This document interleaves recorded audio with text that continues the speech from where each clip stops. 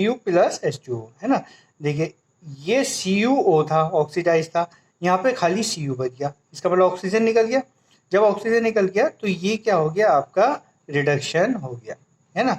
Hydrogen खाली था, इसमें ऑक्सीजन जुड़ गया, तो इसका मतलब ये क्या हुआ, ऑक्सीडेशन हो गया, ठीक है। तो इसी तरह अब जब ये रिडक्शन हुआ तो इसके लिए रिड्यूसिंग एजेंट कौन है, हाइड्रोजन, है ना। ये ऑक्सीडाइज हुआ, इसके लिए ऑक्सीडाइजिंग एजेंट कौन है, इससे दूसरा CuO। CuO इसके लिए ऑक्सीडाइजिंग एजेंट हो गया, और ऑक्सीडेशन किसका हुआ, ऑक्सीडाइज कौन हुआ, H2 ऑक्सीडाइज हुआ, और ऑक्सीडाइज किसने करा, CuO ने करा, ठीक है। इस तरह से हम इसको याद करेंगे। और किसी रिएक्शन में देखिए दोनों हो रहे हैं ऑक्सीडेशन रिएक्शन, तो उसको कहेंगे रिडॉक्स रिएक्शन, ठीक है। एक रिएक्टेंट ऑक्सीडाइज हुआ और अदर रिड्यूस हुआ, है ना। सच रिएक्शन जिसमें ऑक्सीडेशन रिएक्शन दोनों होती हैं are called oxidation reduction reaction और रिडॉक्स रिएक्शन, ये आपको याद करनी है। और एग्जाम्पल इन्हें रिडॉक्स का दे रखा है, ZnO plus C, Zn plus CO। देखो ZnO था, अब यहाँ से O हट के खाली Zn बच गया, तो इसका मतलब ये क्या हुआ, रिड्यूस हुआ, और रिड्यूसिंग एजेंट कौन है, कार्बन, है ना। अब कार्बन अकेला था यहाँ पे, इसके साथ ऑक्सीजन जुड़ गई, इसका मतलब कार्बन क्या हुआ, ऑक्सीडाइज्ड हो गया, और ऑक्सीडाइजिंग एजेंट कौन है, जहाँ से ऑक्सीजन आई, ZnO, ठीक है। इसी तरह इस एग्जाम्पल को भी हम समझ सकते हैं। इसमें देखिए हाइड्रोजन आ गई, देखते MnO2 4HCl, तो MnCl2 यहाँ पे देखिए हाइड्रोजन नहीं था, हाइड्रोजन के पास ऑक्सीजन नहीं, यहाँ पे ये ऑक्सीजन आ गई, तो ये क्या हुआ, ऑक्सीडाइज हो गया, है ना। और Mn के पास से ऑक्सीजन निकल गई, तो ये क्या हुआ, रिड्यूस हो गया, ठीक है। MnCl2 रिड्यूस हो गया।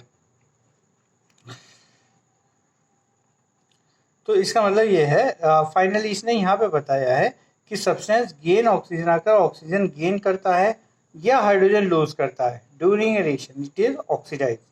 If a substance loses oxygen और gains hydrogen during a reaction it is reduce. वही जो आपको समझाया था कि लूजेज ऑक्सीजन, ऑक्सीजन तो लूज करे, है ना, तब रिड्यूस कहा जाएगा, या हाइड्रोजन गेन कर ले तब भी वो रिड्यूस ही कहा जाएगा, है ना। या ऑक्सीजन गेन कर ले तब ऑक्सीडाइज कहा जाएगा, या लूज हाइड्रोजन कर ले तब भी वो ऑक्सीडाइज कहा जाएगा, है ना। तो ये आपको ध्यान रखना है। ये मैग्नीशियम रिबन कर रहा है, मैग्नीशियम रिबन ऑक्सीजन के प्रेजेंस में जो हमने एक्टिविटी करी थी Mg प्लस O2 MgO2 था ना, वो सबसे पहले वाली इक्वेशन, डेजलिंग वाइट फ्लेम वाली है ना। मैग्नीशियम ऑक्साइड बन रहे थे ना, मैं MgO बन रहा था, ये आपका मैग्नीशियम ऑक्साइड। तो और मैग्नीशियम में ऑक्सीजन जुड़ रहा था, तो इसलिए ये क्या हुआ, ऑक्सीडेशन रिएक्शन हुई, है ना। खाली ऑक्सीडेशन हुआ, मैग्नीशियम का ऑक्सीडेशन हुआ। अब हम पढ़ेंगे have you observe the effects of oxidation reactions in everyday. Next हम देखेंगे, ये आपका एक कोरोजन है, आपका इफेक्ट आपने देखा होगा, ये भी एक तरह का ऑक्सीडेशन रिएक्शंस है जो हमारी एवरीडे लाइफ में होती है ना। टाइप्स ऑफ ऑक्सीडेशन रिएक्शन में अगर आया तो कोरोजन भी ये एग्जाम्पल आता है ना। तो कोरोजन में देखा होगा आपने, जो है आयरन पार्टिकल है, लोहे की चीज़ है, जब नहीं आती है तो बहुत शाइनी होती है ना, फिर लेकिन धीरे धीरे वो जब उसे ऐसी ओपन एयर में छोड़ दोगे तो धीरे धीरे वो रेडिश ब्राउन पाउडर में छोड़ने लगती है ना। उसको छू के देखोगे थोड़ी देर बाद, थोड़े दिनों बाद, तो आपको आपके हाथ में रेडिश ब्राउन पाउडर आ जाएगा। तो ये क्या होता है, ये प्रोसेस कहता है रस्टिंग ऑफ आयरन, जिसको हम कहते हैं जंग लगना, कि आयरन में, लोहे में जंग लग रहा है, फिर हम पॉलिश वॉलिश करते हैं, है ना।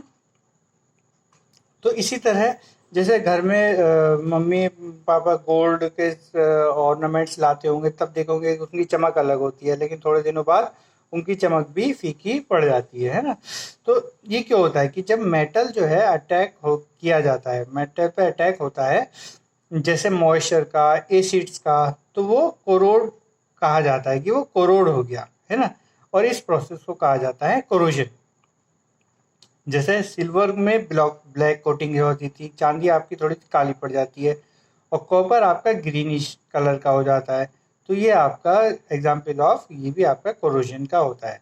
तो हर साल कोरोजन जो है, corrosion of iron is a serious problem है, क्योंकि आयरन आपकी बहुत जगह काम आता है। कार बॉडीज़ में काम आता है, ब्रिजेस, रेलिंग्स, शिप्स बनाने में काम आता है, इतनी बड़ी बड़ी चीज़ें बनाने में काम आता है। और इस कोरोजन की प्रॉब्लम की वजह से ये जो है इन सब चीज़ों को ख़राब कर देता है। जो ब्रिज 50 ईयर्स या 100 ईयर्स के बाद रिप्लेस करने पड़ते हैं। तो इसकी वजह से इनॉर्मस अमाउंट ऑफ जो हार्ड एंड मनी है गवर्नमेंट का जो टैक्सेस मनी है फ्रॉम पीपल, वो वेस्ट जाता है ना। नेक्स्ट पढ़ते हैं हम रेंसिटी। रेंसिटी मतलब क्या होता है? जब आपका जो है खाना सड़ जाता है, तो खाने को आप बहुत लंबे टाइम तक छोड़ दोगे, गर्म नहीं करोगे, तो थोड़ी देर उसका टेस्ट भी जो है चेंज हो जाता है, खाने का टेस्ट जो आता है ना।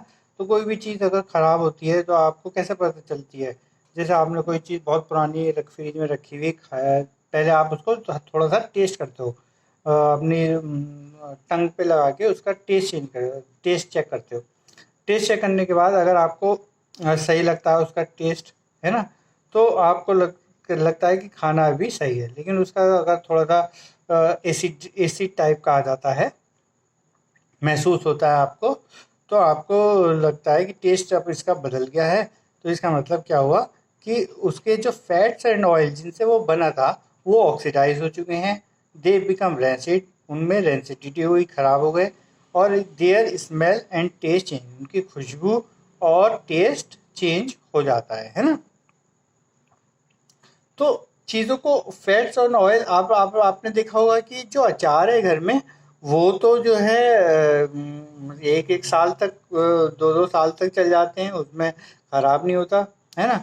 तो उन अचार में मम्मी आपने देखा होगा एंटीऑक्सीडेंट्स डाला जाता है, जिससे आपके जो है फूड जो है जिसमें फैट एंड ऑयल होते हैं, वो आपके जो है लंबे टाइम तक चले। एंटीऑक्सीडेंट के जो ऐड करने के बाद भी उन्हें एयर टाइट कंटेनर्स में रखा जाता है, जिससे आपका ऑक्सीडेशन प्रोसेस बहुत स्लो हो जाता है, और वो आपका it takes months to years to oxidize दो फैट्स एंड ऑयल। उनको ऑक्सीडाइज करने के लिए 1-2 साल आपका लग जाती है उनको, है ना।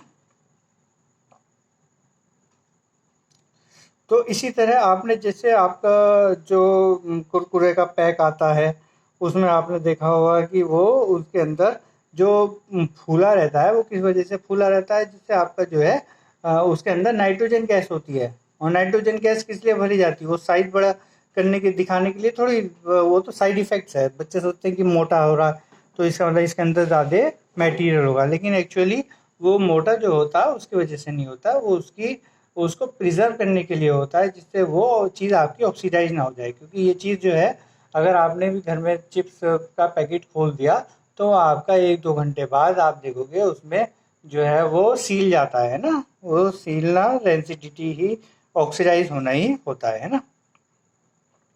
तो अब वो फैक्ट्री से जब चला तो 2-3 घंटे में तो वो कितनी दूर तक पहुंच पाएगा, तो फिर आप कब खाओगे?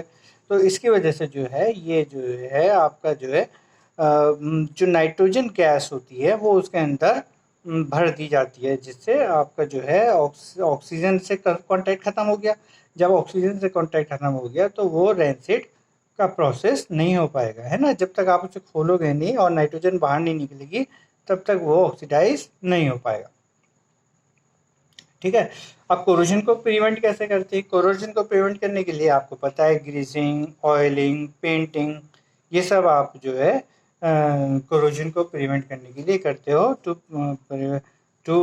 Give long life to our car, bridges, iron, railings, है ना। घर में जो सामान होता है उसे जंग से बचाने के लिए हम ये चीज़ें करते हैं। ठीक है बेटा।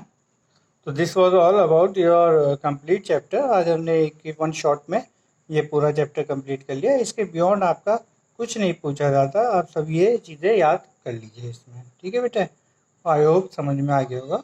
All the best, thank you.